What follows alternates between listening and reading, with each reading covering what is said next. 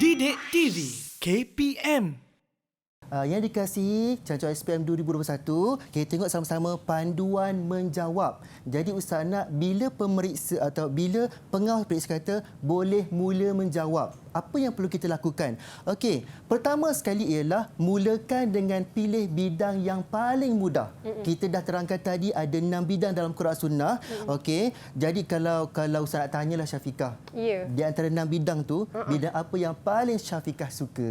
Bidang yang paling saya suka Ustaz, bidang ulumul Quran. Bidang ulum Al-Quran, sebab tajuk kita pun ialah Al-Quran dan As-Sunnah kan. Ya. Okey, alhamdulillah. Jadi setiap murid tak sama minat dan juga kesungguhan dalam bidang tersebut. Jadi tak kisah. Mulakanlah apa juga bidang, yang penting bidang yang paling murid-murid suka. Contoh bidang-bidang. Ada murid yang suka soalan 4, akidah dengan akhlak. Akhlak mudah Ustaz, saya nak jawab yang tu dulu. Boleh, tak ada masalah. Ataupun soalan 3, ulum Quran, ulum hadis. Macam Syafiqah suka. Boleh juga pada soalan 3. Ataupun Ustaz, saya suka soalan 1 lah. Apa soalan 1? Pengajian Al-Quran. Terkata 4, terkata 5. Ataupun soalan 2, pengajian Al-Hadis. Tak ada masalah. Yang penting kita mulakan bidang yang paling kita suka sebagai pembuka semangat untuk kita menjawab dengan tertib satu persatu. Itu yang pertama sekali. Okey, yang kedua, panduan yang kedua ialah membuat rangka jawapan bahagian B subjektif dahulu. Maksud dia, jangan tergopoh-gapan nak jawab pada bahagian OPB sebab kita ada 6 bidang.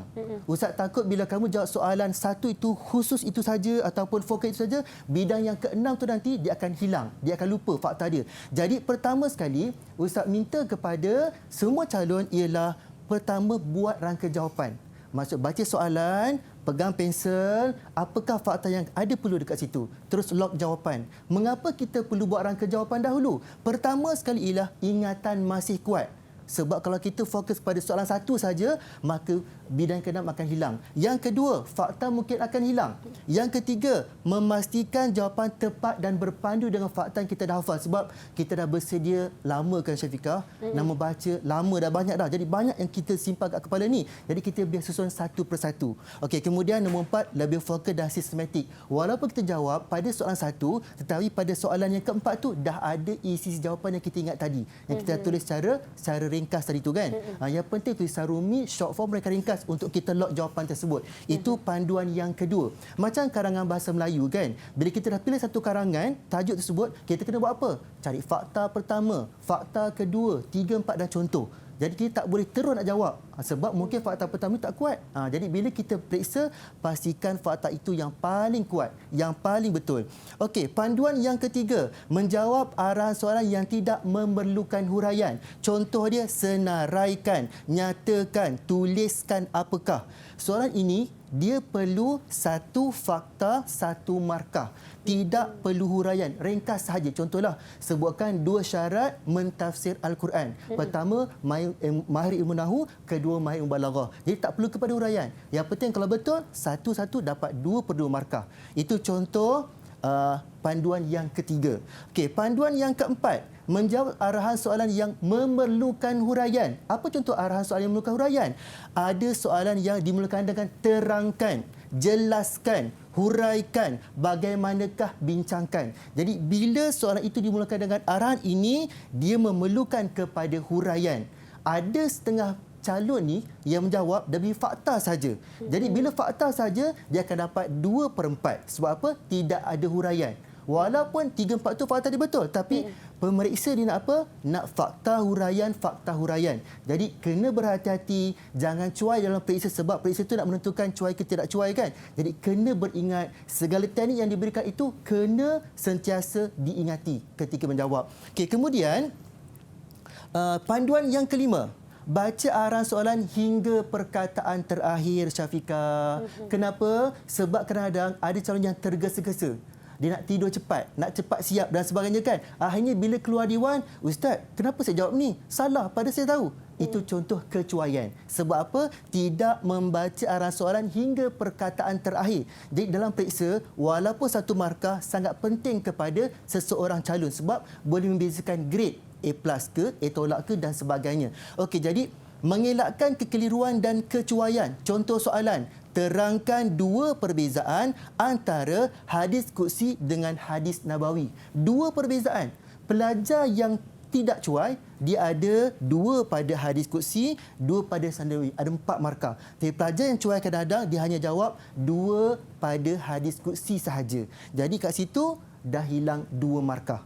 Okey, itu contohlah. Okey. Seterusnya, yang keenam, gariskan kehendak soalan. Gariskan kehendak soalan. Sambil pegang pen, murid-murid kena tandakan arahan soalan. Dia nak apa? Nyatakan 2 kepentingan. 2 tu bulatkan pun boleh, gariskan pun. Jadi minda kita fokus kepada 2 kepentingan. Apa dia? Mempelajari ulum al-hadis dalam kehidupan. Okey. Nyatakan tadi dah terangkan, tak perlu kepada huraian. 2. Markah pun 2. Mesti ada 2 jawapan dekat situ. Jangan kurang daripada 2 lah. Sebab kalau kurang tu, confirm kita dapat 1/2. Itu pun kalau betul. Jadi, 2 kepentingan ulum al-hadis ialah nombor 1. Ibadah dan amalan seorang akan diterima Allah Subhanahu Wa Taala. 1 markah. Nombor 2. Umat Islam dapat menolak dakwaan palsu tentang hadis. Dapat 2/2. Jadi, tolong pastikan, gariskan kehendak soalan, bulatkan sebagai pembuka minda kita, apa jawapannya, berapa yang dia nak, berapa markah dan sebagainya. Okey, seterusnya. Panduan yang ke-7, tulis jawapan lebih daripada yang diminta. Okey, contoh soalan, nyatakan 2 faedah pembukuan Mushaf Osmani. Okey, jadi cuba kita sama-sama tengok jawapan kita. Yang pertama, kerana sahabat kuat ingatan. Itu bukan jawapan yang tepat ataupun yang betul. Kira salah. Bila salah, Ustaz jadikan ulama sebagai peringatan kepada kita. Maksud dia, di situ pemerintah akan tanda pangkah. Okey, dah hilang. Nombor 2, menyatukan seluruh kaum muslimin pada satu mushaf. Baca dengan betul, dengan mungkin barisnya betul dan sebagainya kan. Jadi, jika calon itu menjawab 1 dengan 2 sahaja, maka dia akan dapat 1/2 di situ. Tetapi, kalau ada jawapan nombor 3 menjadikan surahnya tersusun, maka pemeriksa akan tanda juga nombor 3 itu dapat lagi 2/2. Jadi kesimpulannya ialah, bila kita baca buku, kita menghafal, keluar periksa, jawapan kita sebetul, tidak perlu jawapan tambahan. Tetapi bila tidak yakin jawapan tersebut, lebihkan jawapan, mudah-mudahan ada membantu kita. Salah yang pertama, yang ketiga itu betul, masih dapat 2/2 markah. Boleh faham, Syafiqah? Boleh faham, Ustaz. Ustaz harap semua calon faham dan dapat buat yang terbaik untuk 10/3 kertas kita Quran Sunnah. Okey, seterusnya, panduan yang ke-8. Jangan jawab dalam payung yang sama. Tahu payung? Payung tak Tapi tahu? bukan payung tu. Sekarang musim hujan kan? Bukan payung tu. Okey, dari segi pemeriksaan atau penandaan kertas, okey, contoh, nyatakan 2 kepentingan Al-Quran, turun secara berperingkat dan beransur-ansur. 2 markah. Nyatakan 2. Tak perlu apa? Tak perlu huraian kan? Okey, jadi contoh jawapan. 1. Memudahkan para sahabat menghafaz dan mengamalkan. Betul tak? Betul. Nombor 2. Dapat dihafaz dengan lebih baik. Betul tak? Betul. Tetapi 1 dengan 2 Roman sama tak maksud dia, Syafiqah? Sama, Ustaz. Sama. Bila sama, maksud dia ialah payung yang sama. So, bila menanda, okey, pemeriksa akan buat kira 1 markah. 1 tanda right, bawah tu tanda 2 kali. Maksud dia kat situ 1 markah saja. Jadi kalau tidak ada jawapan nombor 3, pelajar ni akan dapat 1/2 je, Syafiqah dan juga murid sekalian. Jadi perlu ada jawapan nombor 3. Bukti Al-Quran dari Allah Subhanahu Wa Taala. Betul. Dapat 2/2. Okey, jadi dekat situlah maksud jangan jawab dalam payung yang sama. Maksud dia apa? Konten dia sama, hanya pelajar itu tukar perkataan lain. Tetapi kena ingat, guru dah menghafal jawapan. Dah ingat kat kepala. Tak boleh nak bohong. Jadi jawapan mesti tak sama. 1 Roman, 2 Roman, 3 Roman. Okey, seterusnya ialah panduan yang ke-9. Hendaklah mencirikan jawapan atau jawab dalam bentuk bernombor, berpoin. Kenapa? Sebab pemeriksa nak cari 1-2 jawapan. 1 ataupun 2 jawapan. Jadi bila bernombor, memudahkan pemeriksa nak cari apa poin dia. Apa poin pertama, apa poin kedua, mudah untuk ditanda oleh pemeriksa kita. Okey, contoh, jelaskan 2 inovasi Mushaf Osmani, 4 markah. Okey, jawapan contoh. Menambahkan tanda titik dan baris. Menambahkan info asbabun nuzul bagi menerangkan turunnya ayat. Kalau pelajar jawab yang pertama ini, okey, dapat 1 markah. Kenapa 1 markah? Dia dalam bentuk mungkin dalam bentuk macam karangan, Syafiqah. Tetapi bila pemeriksa menanda tidak ada huraian. Huraian mesti ada kabus kerana agar bagi untuk supaya. Jadi menambahkan tanda titik dan baris tidak ada huraian. Dapat satu sahaja. Nombor dua, menambahkan info asbabun nuzul bagi menerangkan turunnya ayat. Nombor dua ada tak huraian? Ada. Ada. Bagi. Dapat dua. Jadi bila buat bentuk karangan ataupun sambung terus, dia macam banyak. Tetapi bila tanda hanya dapat 3/4 markah saja. Sebab itu pemeriksa lebih suka calon menjawab dalam bentuk bernombor supaya mudah diperiksa, mudah diberikan markah oleh pemeriksa. Okey, kemudian contoh jawapan yang ustaz nak dan semua guru nak macam inilah. Okey, pertama ada isi soalan. Dua inovasi Musa Osmani ialah itu mesti ada. Sebab nak tahu itu soalan apa kan? Pemeriksa pun manusia biasa. Jadi kita kena tuliskan kat situ isi soalan dia.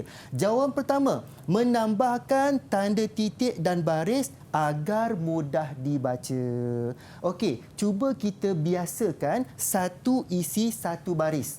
Fakta dia, menambahkan titik dan baris, satu markah. Agar mudah dibaca, satu markah, dua. So, pemeriksa pejam mata bagi 1, 2. Dapat 2/2. Bawah dia, menambahkan info asbabun nuzul, satu markah. Bawah dia, bagi menerangkan sebab turunnya ayat.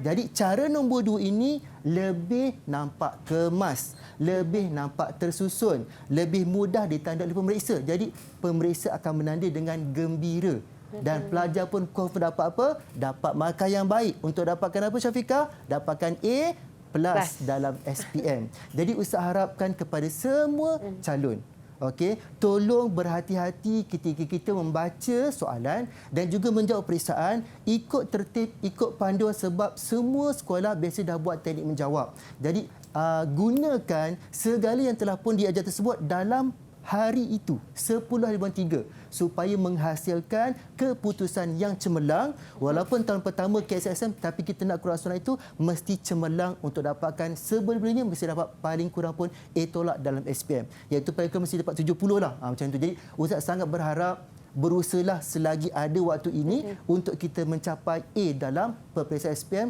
khususnya bagi mata pelajaran yang kita sayang, pendidikan Al-Quran dan As-Sunnah. Jadi inilah ya Syafiqah, buat macam ni masa periksa memudahkan, dan bila semua macam ni dia akan nampak cantik, nampak kemas, nampak tersusun. Jadi memudahkan semua pihak. Okey, memudahkan semua pihak untuk dapatkan markah yang baik dalam peperiksaan. Didik TV KPM